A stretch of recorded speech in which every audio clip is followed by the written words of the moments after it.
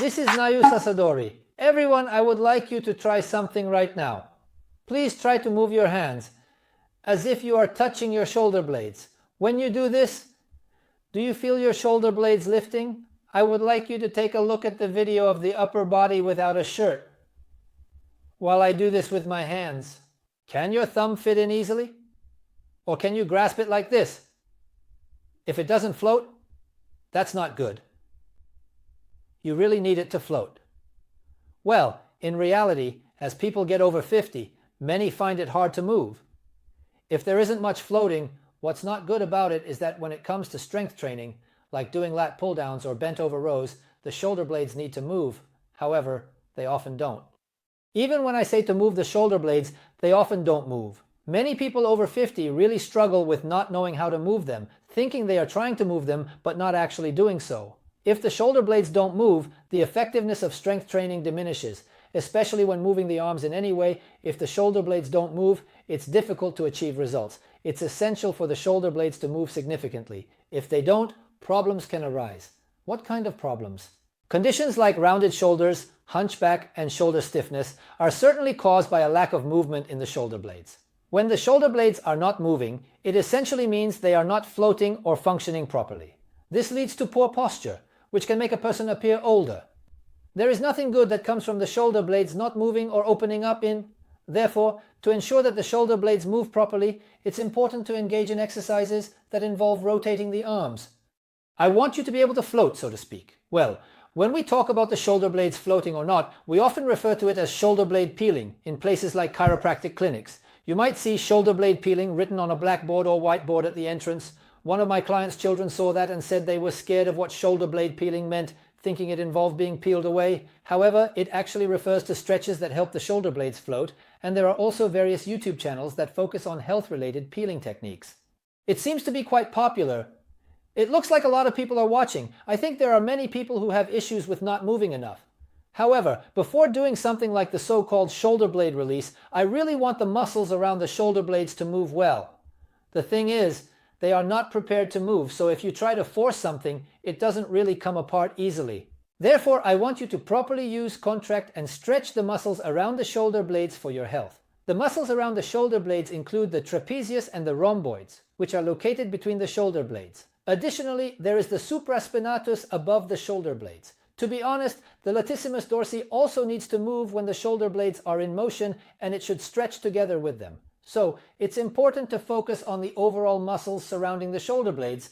It is essential to be able to properly stretch and contract the muscles. In other words, having limited flexibility in the muscles can lead to a state where they can only contract without being able to stretch, which is not ideal. This results in the shoulder blades not being able to move freely. I hope to address the mental aspect as well, and I want to improve issues related to the body, such as posture. I also want to enhance the effectiveness of training, so it is important to prepare the body for strength training. Simply training the back without this preparation is not sufficient. Since interest rates are not improving, I would like you to firmly establish a base in this area. Now, regarding the muscles in front of the shoulder blades, I want them to focus more on contracting rather than just stretching. In other words, I want them to become healthier muscles that can contract well. First, I would like to start with the stretching part, but it's not just about stretching alone. I would like you to also focus on loosening up. Loosening while stretching means moving while also extending. Let's start with that now. After this, we will move on to contractions. First, we will begin with some simple exercises. Get into a quadruped position. In this position, your hands should be directly under your shoulders. Keep your back straight, and from this position, simply extend your arms while keeping them straight. Lower and raise just the spine part. Lowering and raising the spine. Can you do this? Raise and lower this part of the spine. In other words, as you do this, the shoulder blades will open and close. First, this movement should be done with a clear up and down motion. You can say the shoulders rise and fall, or the spine rises and falls, but it's better if the degree of movement is significant. I hope you can move this part widely. Well, how many times you do this movement is also important. There isn't a performance, but I want you to improve this movement by doing it frequently. If you do this 20 or 30 times, you might surprisingly feel some fatigue in the area between the shoulder blades. So, I want you to simply focus on this up and down movement. As you are doing it now, you can see that the shoulder blades are moving from above, but it's not just about the shoulder blades. the shoulder blades are connected to the collarbone, which is directly opposite them, specifically the inner part of the collarbone. Until you attach this outer side, these two areas open simultaneously. Close, open, close. If this part doesn't move, the other side won't move either. This is the basic shape. Since these areas can be stiff, we need to focus not only on the back, but also on opening and moving the front. The entire structure cannot move if the back is contracted. Naturally, if the back tightens, the front must open.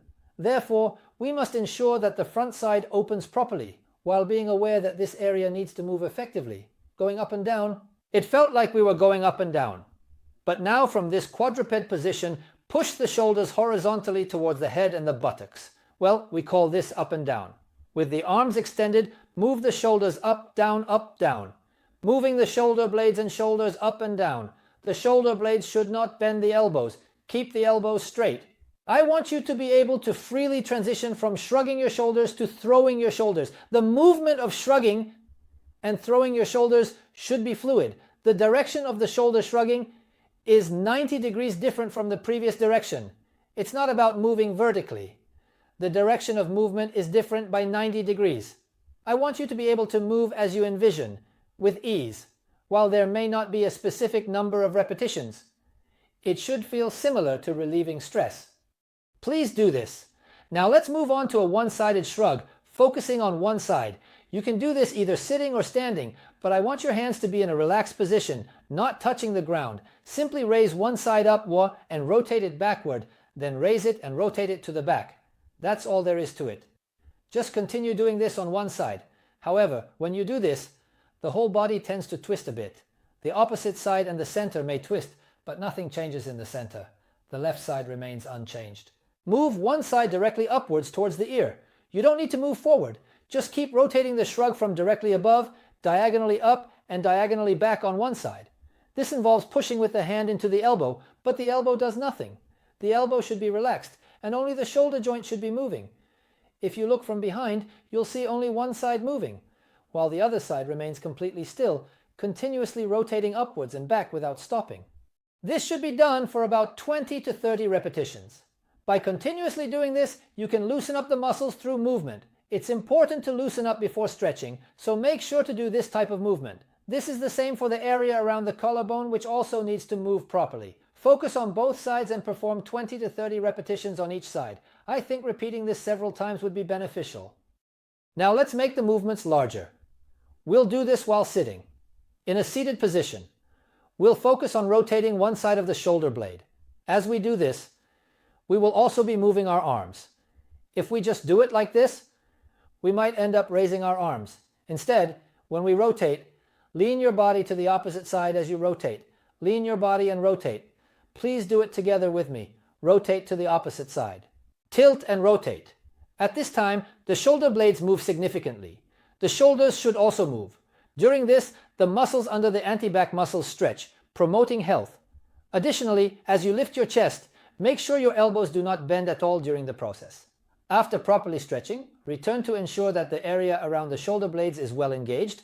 Starting from the bottom and moving upwards, it feels like the shoulder blades are being used from the bottom to the top. It feels like they are stretching and extending. In this way, we are firmly stretching the shoulder blades. Let's do it in reverse. Please try doing the same thing. While leaning back, make sure to expand and stretch the shoulder blades and return the body. Expand and stretch, then return the body without bending the elbows. Just focus on the basics, the shoulder blades. Since the shoulder joint rotates, the arms move in that order. If you think of moving the shoulder blades as if they are rotating together with the shoulders, you will notice that the shoulder blades open up significantly. This means that by simply performing this movement 10 times, even just raising the arms in this way, will help to open the shoulder blades. That is what we aim for. By positioning the body in this way, we can not only improve health, but also open the shoulder blades even further. It's a form of stretching, where we perform stretches while moving. The idea is to fully open the spine as much as possible. When returning to the starting position, it's important to bring the chest back properly. By returning to a straight position, we avoid staying in a hunched posture and can reinforce the correct alignment. Well, doing this for 10 repetitions on each side for 2 or 3 sets makes the movement significantly easier. We have been focusing on loosening and stretching, and we will start with that. The stretching part is relatively manageable if you want to do it. However, for those over 50, it becomes difficult to perform the main contraction, which often leads to increased stiffness. Therefore, it's essential to ensure that contraction is also done properly, and that's what I want you to focus on first. Yes, you will lie face down. This is an exercise called the Iron Man, where your chest and face are slightly raised. You need to squeeze your shoulders together as much as possible. This squeezing should engage your arms, creating a feeling of lift. If your arms are floating, it can lead to a situation where they drop down. Honestly, just relax your hands while slightly raising your chest, and from there, continue to squeeze your shoulder blades tightly. That's amazing! This relaxed state is all about continuously tightening the shoulder blades. Tightening means that the inner and outer parts of the collarbone also open up. Rotate the shoulders fully, and keep squeezing to the limit for 30 seconds. Maintain this squeezing for 30 seconds without letting it weaken or widen. Stay in this tightened state until it feels challenging, to the point where you think it's tough. It feels like continuously squeezing for 30 seconds. Yes, like this, we will create a maximum contraction. If we can't achieve contraction, it will remain as it is, so we need muscles that can contract. Now, let's raise the level a bit more. We will increase the level. This time, spread your arms out to the sides. Spread your arms out to the sides.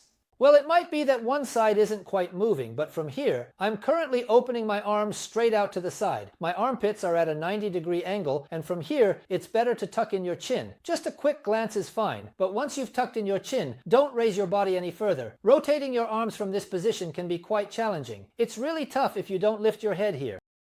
I intend to rotate my arms while keeping the fabric stretched. This way, it will be effective not just for the arms, but I believe it will also naturally engage the shoulder area. Especially recently, I can rotate while using the upper part rather than just the side. If I rotate only from directly to the side or below, I won't be able to engage the areas I want to. The upper part of the shoulder blade should contract without getting lost in the process. While moving upwards, even if just a little, I am shrugging my shoulders as if drawing a cone shape. If only using the arms, I intentionally shrug my shoulders without raising my chin, focusing on the feeling of the upper corners of the shoulder blades contracting. Therefore, this diagonal upward movement is the most challenging, but it's important to engage that area properly, aiming for 15 to 20 repetitions. I will repeat this. Yes, in that sense, the number of healthy bones is higher up. Well, we need to ensure that the muscle called the healthy trapezius can contract properly. So, this is the kind of exercise we are doing. Now, it's a very simple contraction, but many people struggle to lift their shoulders, which is the main action of the upper trapezius. Now, from this normal position, I will move towards my ear. Isn't there a bone in the Constitution? When you try to bring this area close to the back of your ear, can you scrunch it up as much as possible? When you scrunch it up as much as you can, does the distance here shrink to about the same as mine?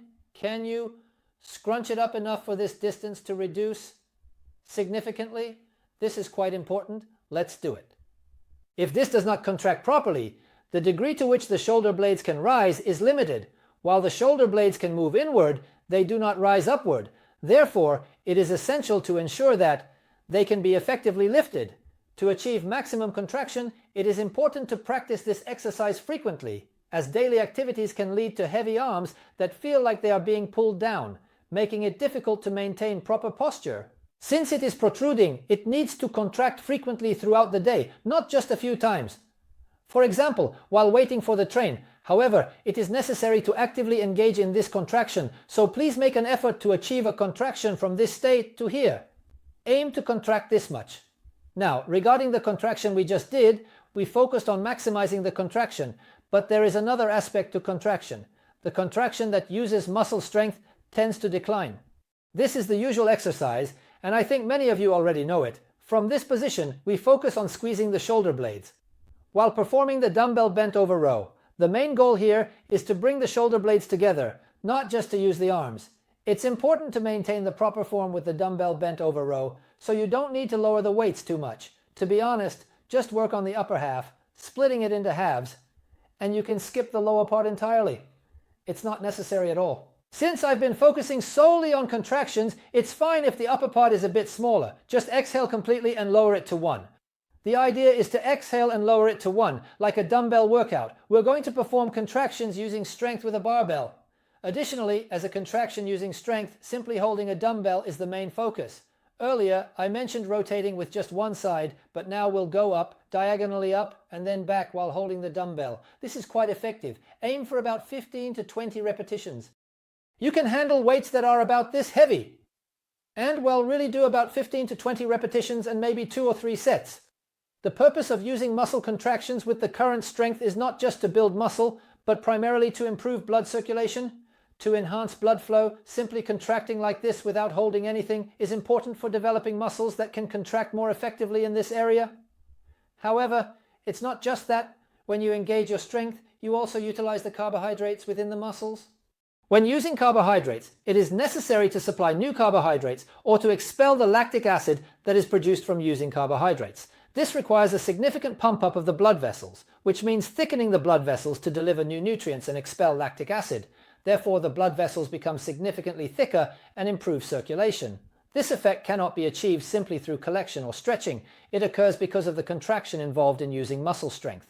It is important to improve blood circulation. By enhancing blood flow, the body warms up, especially the muscles of older individuals. Additionally, managing stress, as mentioned earlier, is crucial. Inviting blood flow is also very important for improving the movement around the bones. The use of muscle contractions, as discussed in the 2 exercises mentioned, becomes essential. However, without muscle strength, it is difficult to return to the correct position, especially considering the weight of the head. Well, because we succumb to gravity, strength is certainly necessary. So in that sense, it is indeed important to use muscle strength. You might think it feels quite like a basic health exercise, but still, there are many people who struggle to lift their shoulder blades. In fact, there are quite a few people over 50 who can't even get their fingers in when I try to demonstrate from behind. So, can you expect to see results from training in that condition? It's important to really focus on this. The fist movements are very dynamic, which helps develop the muscles in the back, shoulders, and chest. If you want to achieve those effects, you need to be able to move your shoulder blades properly. They should be flexible enough to allow for movements that make them feel light. That's what I hope for in the shoulder blades and the surrounding area. So with that in mind, there are various methods, but you can choose one of the 3 approaches. The bogus method, one that focuses on contraction, or one that utilizes strength. Feel free to mix up the exercises as you try them out. Please subscribe to the channel and follow me on Instagram. This was Nayu Sasadori, your personal trainer.